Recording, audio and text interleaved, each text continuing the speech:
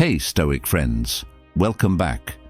Have you ever walked into a room full of people who know your name, but not your pain?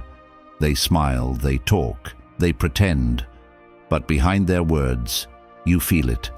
That sting, that tension, that gut-wrenching truth. You're not safe here. Not emotionally, not mentally.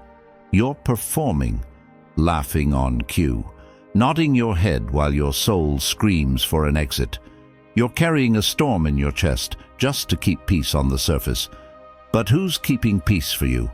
Like this video, smash that subscribe button. And don't skip a second, because what's coming next, it might just break the chains you've been dragging for years. There's a moment in every real human life where everything around you keeps moving, but inside, something snaps. Not with rage, not with revenge, but with realization. You look around and you finally see the truth. These people, these voices, these so-called bonds, they were never lifting you. They were feeding off you, smiling while slicing, holding your hand while draining your spirit like it's their right. You tolerated it, year after year, because they're family, because you've known them forever, because walking away felt like betrayal. But let me tell you something that'll rip that illusion wide open. Loyalty becomes self-destruction when you hand it to the wrong souls. You weren't loyal. You were bleeding silently in the name of tradition. And that ends today. You want peace? You better start fighting for it, because they won't hand it to you. You think people will respect your silence? No, they'll use it. They'll push, poke, prod, and pretend they don't see the damage they're doing. And the worst part, some of them do see it, and they keep doing it anyway. This isn't a video. This is a wake-up call, a punch through the fog you've been breathing. Seneca didn't preach attachment. He didn't say, stick around no matter what. He said, walk with those who challenge you to be better, not bitter, and cut off those who make you question your worth every time you show up. If the bond doesn't sharpen your mind or stretch your soul, it's not a bond. It's a cage dressed as comfort. So if you've been feeling that burning in your gut every time their name lights up your phone, if your chest tightens when you walk into that house, or that group, or that room full of memories that feel like landmines, you're not broken. You're waking up. Your soul's had enough, and you don't need closure. You need courage. Drop this in the comments if you feel this in your bones. I choose my peace over their history. This video isn't gentle, it's not soft, and it's sure as hell not polite. Because politeness is what kept you stuck. This is a war cry for your peace. We're about to dive into 8 brutal, undeniable signs that it's time to let go, even if it rips your heart out. Best friend, cousin, parent, lifelong companion, doesn't matter. When someone poisons your spirit, you don't drink the cup out of manners, you shatter it. Every word that follows was carved from pain. Every second was written for the warrior in you that's been hiding under wounds and whispers. You've apologized enough. You've explained yourself to people who were never listening. Now it's time to breathe again. Now, let's begin.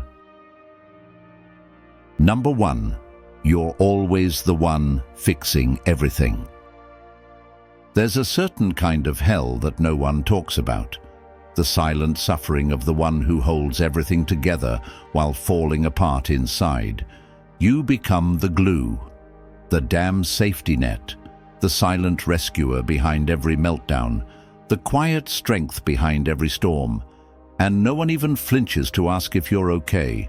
You're not loved, you're used. They come to you shattered, bleeding chaos into your calm. And you wipe the blood off their mess with your bare hands and call it compassion. You turn your soul into a sponge, soaking up every ounce of their drama, their guilt, their failures, until you're drowning in someone else's storm while they dance in dry skies. That's not connection. That's cruelty wrapped in dependence. They forget your worth, forget your smile, forget your needs, but you never forget their triggers, their past, their wounds. You memorize their trauma like scripture, hoping that maybe, just maybe, they'll one day learn yours. But they don't. They won't. Because they don't have to. You've made it too easy for them to be careless with you. And you call that love? No, that's emotional slavery dressed up as loyalty. That's self-destruction disguised as patience. Marcus Aurelius said, "The things you think about determine the quality of your mind." So what happens when your mind is hijacked by damage that isn't even yours? When every corner of your brain is busy managing chaos that someone else created? You're not a partner to them. You're a pressure valve, a tool, a lifeboat they only remember when they're sinking. And what's worse, you keep letting them climb back in, even as they drill holes through your sanity with every lie, every insult, every forgotten apology. That's not love. That's slow death. A real relationship doesn't feel like CPR. It doesn't feel like dragging dead weight through the fire just to be blamed for the burns. It feels like building a kingdom together, brick by brick, not rebuilding ruins every week because they keep setting the place on fire. And if you're still convincing yourself that one day they'll change, listen closely. You are the change. You are the awakening. You are the moment when the fixer finally snaps the mop in half and walks away. Because if you keep sacrificing yourself to save someone who wouldn't bleed for you, one day you'll look in the mirror and not recognize the ghost staring back. Don't wait for that day. Burn the mop, let it all fall, and walk out with your spine tall and your heart finally free. Number 2, you feel guilty for being happy without them. You smile without them, and suddenly the air feels heavier, like joy has a price tag tied to their memory. Not because they were joy, but because for so long they trained your nervous system to believe that peace was betrayal, that laughter without their chaos meant you were disloyal. So now, every time your spirit dances, a shadow whispers, "Should you really be this free?" They don't call it jealousy, they call it concern. They don't say control, they say, "You've changed." And they weaponize every act of self-love you've ever committed. You choose solitude, and now you're cold. You set a boundary, and suddenly you're selfish. You evolve, and they cling to the corpse of who you used to be, because that version needed them. That version kept the peace. That version stayed small to keep their ego fed. But now, you're untouchable. And they can't stand it. They recite old favors like scripture, count every ride, every shoulder. Every time they showed up half-present and want a lifetime pass in return, they'll spit guilt like venom because your healing exposed the truth. They were never rooting for you. They were rooting for the version of you that made them feel big. The one who flinched when they raised their voice. The one who apologized for breathing too loud. They don't miss you. They miss your submission. And now that you don't beg for crumbs, now that you found light that wasn't theirs to give, they call it betrayal. But the only betrayal that ever happened was you betraying yourself just to keep their name tattooed on your peace. Epictetus wasn't speaking in riddles when he said, "Your mind is complicit in your provocation." That ache in your chest, that lingering guilt, that's not love. That's the echo of manipulation fading out. Your nervous system is unlearning the language of captivity. And yes, freedom hurts when you've been chained too long. So let them sulk in your silence. Let them throw daggers made of memories.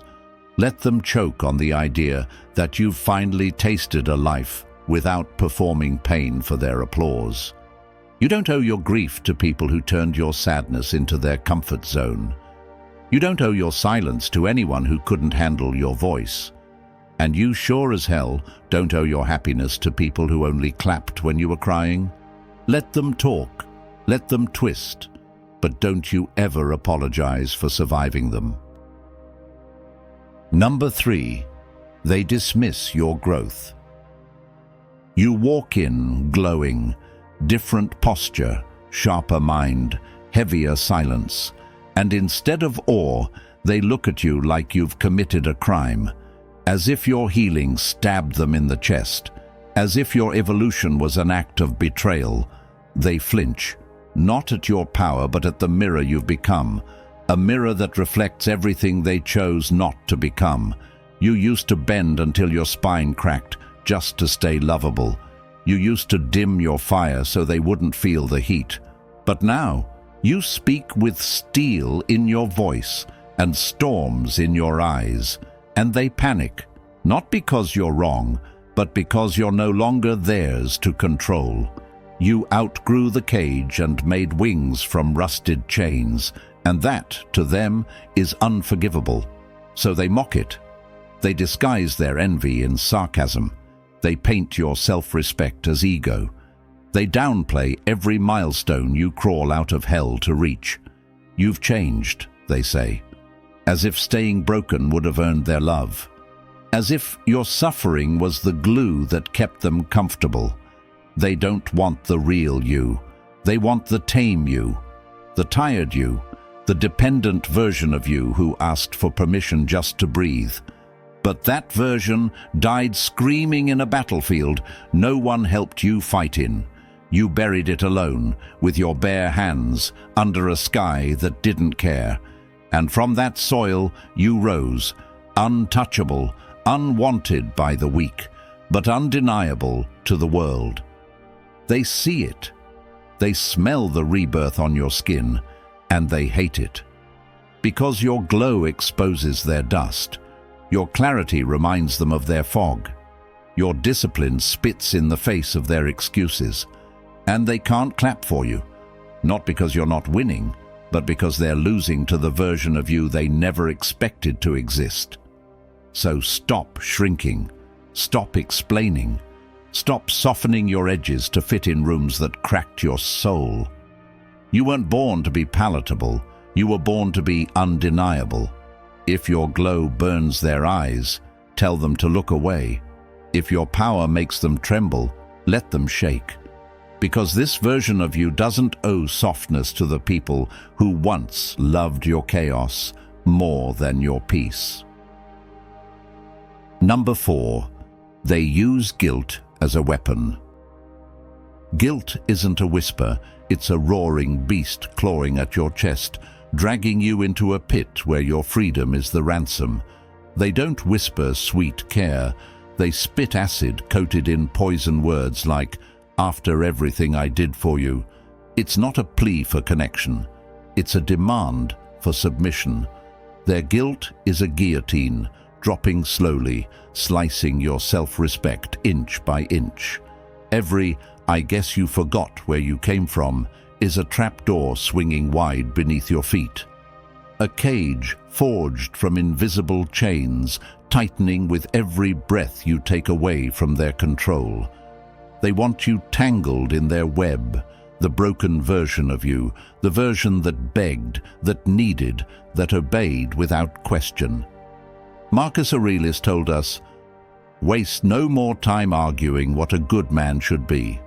Be one." But guilt hijacks your soul, turning your life into a courtroom where you stand trial for simply existing on your own terms. Your voice becomes a shadow, your worth a question mark, and your peace a battlefield where you fight endless wars with ghosts. Guilt eats your spine. It robs you of your roar. It shackles you in a looping nightmare of, "I owe you. I must forgive. I need to stay." Until your freedom is a hostage, bleeding out silently while you're forced to smile and play the part. Here's the venomous truth. They wear love like a mask. But real love is fire and light, not cold chains and suffocating shadows. Love does not demand your soul on a leash. Love does not bury you under debts of shame or force you into a cage built from your own kindness. When every boundary you set triggers a tidal wave of guilt, it's not family, it's a prison with walls made of manipulation and fear, a slow suffocation disguised as loyalty, designed to keep you small and silent forever. You don't owe your lifetime of suffering to anyone who once watched your pain. Guilt is a liar in a pretty dress, trying to trick you back into darkness and silence. If someone truly loved you, they'd never sharpen your kindness into a weapon aimed at your heart. They wouldn't punish your growth like it was a crime. Only cowards tremble before the mirror you've become. And you're not cruel for cutting the leash. You're the storm breaking every chain. You are raw, untamed freedom blazing through the darkness. Number 5. You leave every conversation feeling drained. Energy isn't polite. It doesn't hide behind small talk or fake smiles. It crashes like a tidal wave in the pit of your stomach when certain voices fade into the background.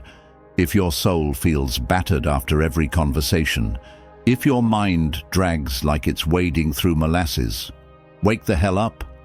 This isn't coincidence. It's a goddamn war zone where your spirit is getting shredded piece by piece. Some people don't just drain you. They're emotional black holes, swallowing light, laughter and hope, with an invisible hunger that never fades. They don't raise their voices. Their silence screams. Their presence is a toxic fog you can't outrun. They are the vampire whisperers of your life, sucking energy without a single bite. The friend who's mastered turning every moment into a spotlight on their misery, sucking your soul dry while wearing a mask of victimhood.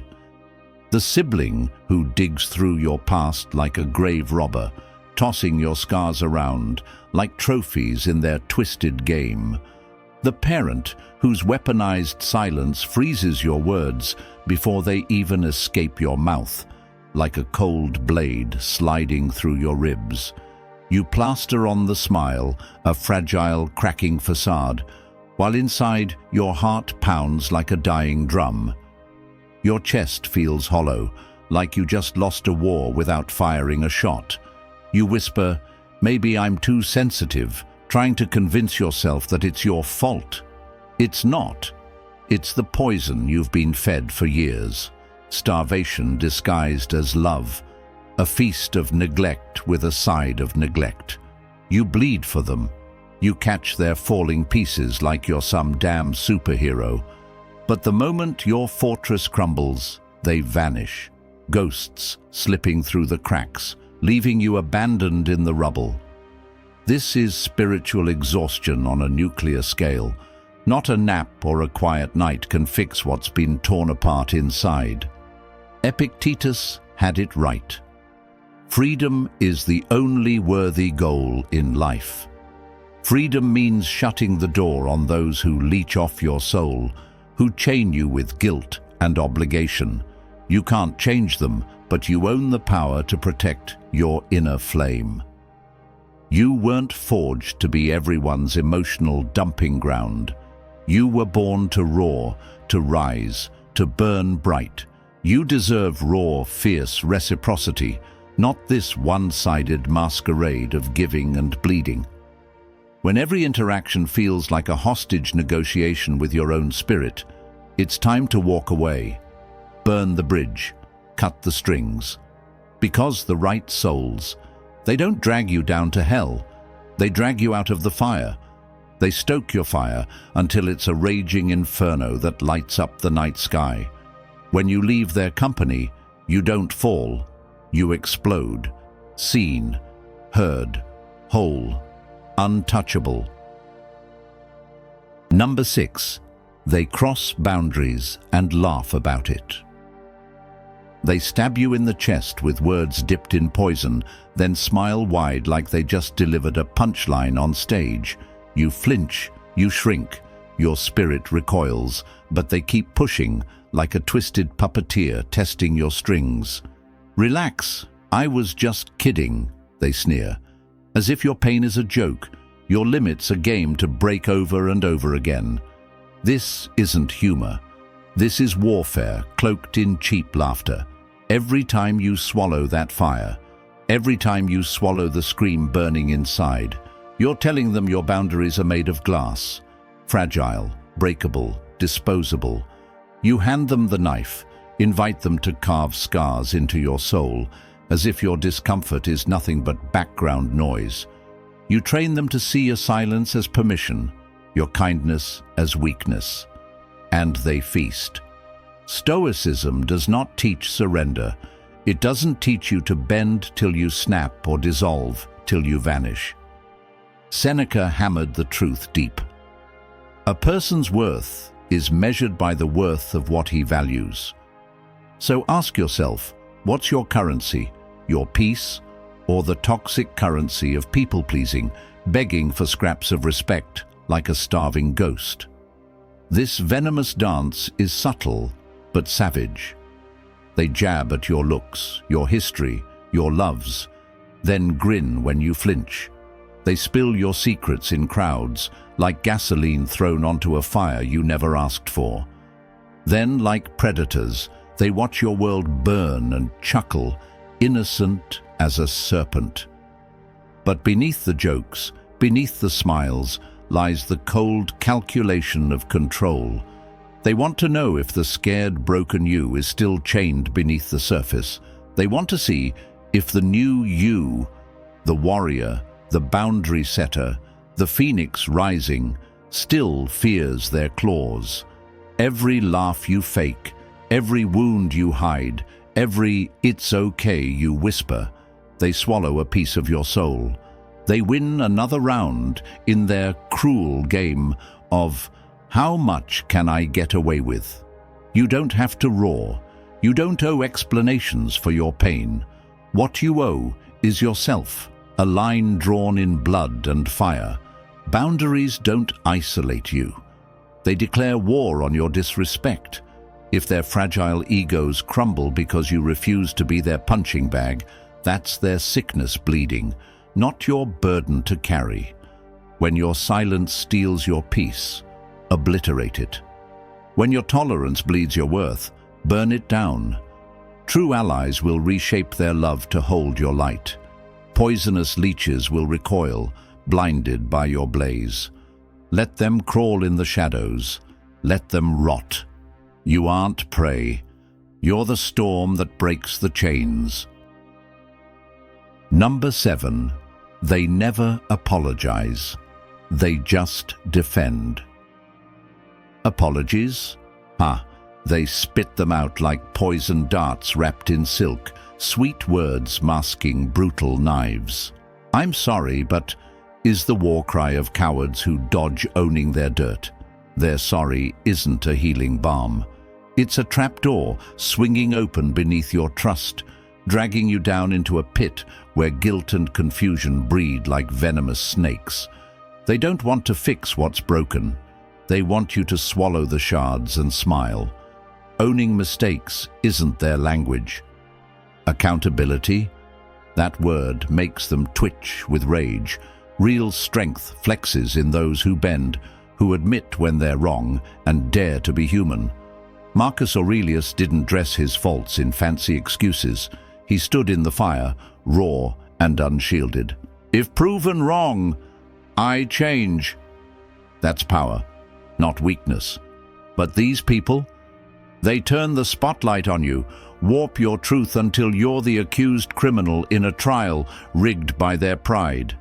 You bring up the cut that's still bleeding, and they serve you silence, a heavy, suffocating fog. You seek empathy, and they hand you judgment, twisting your pain into a twisted narrative where you're the villain. You're the fixer, the cleaner, the one scrubbing away their mess without a single thank you. emotional janitor, mopping up the ruins of their pride every day while your own spirit crumbles under the weight. This masquerade isn't love. It's a prison made of words that bind tighter than chains. You carry the guilt like a crown forged from their refusal to face themselves. You apologize first because you're trained to survive. Forgive first because your heart is louder than their stubbornness. But survival without respect is death by inches. You can't cultivate peace where pride grows like poison ivy, spreading, suffocating, invisible until it's too late. Someone who values you melts their ego, cracks their armor, faces the truth like a warrior. But when pride builds walls, your pain festers in the darkness, ignored and festering. You are not a puzzle too complex to love. You are a roaring wildfire demanding truth and raw honesty, and they prefer to smother it with lies and silence. The second you stop swallowing their scripted defenses is the moment your soul erupts back to life. You deserve someone who listens like you're the last story on earth. You deserve apologies that break down walls, not build new prisons. You deserve to be loved like your scars are the map to their own salvation, not their excuse to hide. Number 8. You don't feel safe being yourself around them. You sit there like a caged animal, heart pounding, but your voice is strangled by invisible chains. Every word you want to scream is swallowed by a pit of dread that tightens with every second. This isn't just discomfort. This is spiritual suffocation. You are trapped inside your own skin, forced to wear a mask forged from fear and silence. Being you here. It's a battlefield, a dangerous gamble where every breath could be your undoing. Your mind becomes a war zone of filtered thoughts. Every idea dissected and neutered before it can escape. You cage your passions like criminals, locking them away in cold, dark cells where no one can see their fire. Authenticity turns into a dirty word, whispered only in secret. Because out loud, it feels like detonating a bomb. You play roles like a damn actor on repeat, rehearsing a version of yourself so safe, so bland, it's barely human. And the madness? They don't see a thing. Their blindness is the cruelest kind of torture, because it forces you to be a magician, a liar, to conjure smiles and nods, while inside your soul screams for rescue. You become a ghost, haunting your own life, fading so much that you almost believe the lie. You're not enough. You're too much for them, so you erase yourself to fit their narrow cage. Epictetus said freedom belongs only to those who master themselves. But what mastery survives when your true self is buried under layers of "I can't"? What freedom exists when your identity is a ghost story whispered in the dark? You are a prisoner in a fortress of their making, and no key fits your locks. Abuse doesn't always roar. Sometimes it's the cold, steady drip of poison. It's the toxic atmosphere of walking on eggshells so thin they could shatter beneath your feet. It's the sleepless nights spent rewinding every word, analyzing every silence, terrified that the real you will finally push them away. This isn't love. This isn't loyalty. This is a slow death disguised as devotion, a cage dressed in velvet. You were never born to be a shadow, a whisper, a half-life. You deserve a world that ignites your soul instead of snuffing it out. A place where your laughter explodes like a supernova, where your silence is sacred, where your wild energy storms freely without apology. If you can't be yourself, raw, ragged, blazing, you're holding on to a ghost. It's time to burn the phantom bridge. Because the right people, they don't drain, they don't clip wings, they breathe fire into your bones and set you ablaze. You will rise, you will roar, you will shine, unapologetically, unbreakably. And when that day comes, your soul will be unstoppable. If even one flicker of these signs lit up inside you, don't drown it in doubt. This is no whisper. It's a roaring alarm blazing through your bones. Cutting toxic ties isn't cruelty. It's war paint smeared on your face before you step into battle for your own soul. It's the fierce, savage clarity that carves a path out of the darkness. It's a phoenix-level rebirth, burning what no longer serves you, rising in flames more alive than ever before. You were never born to be a human battery, draining yourself dry for the selfish. You were forged to explode, to grow, to shatter limits, to crush every cage built around your spirit. People who drain you, manipulate you, guilt-trip you. They are shadows trying to steal your light. Fight back. Thrive with those who see your fire, not just your fuel. It doesn't matter if it's blood, history, or years binding you. Peace is a sacred currency no one can bankrupt but you. Protect it like the last fortress standing in a world of chaos. Your soul demands it. Your future depends on it. If this message ignited something wild inside your chest, unleash it. Like, comment, subscribe, and share this with the warrior trapped inside someone else's cage, because no one fights alone. You're not broken, you're not invisible, you're a goddamn force of nature, and it's time to rise.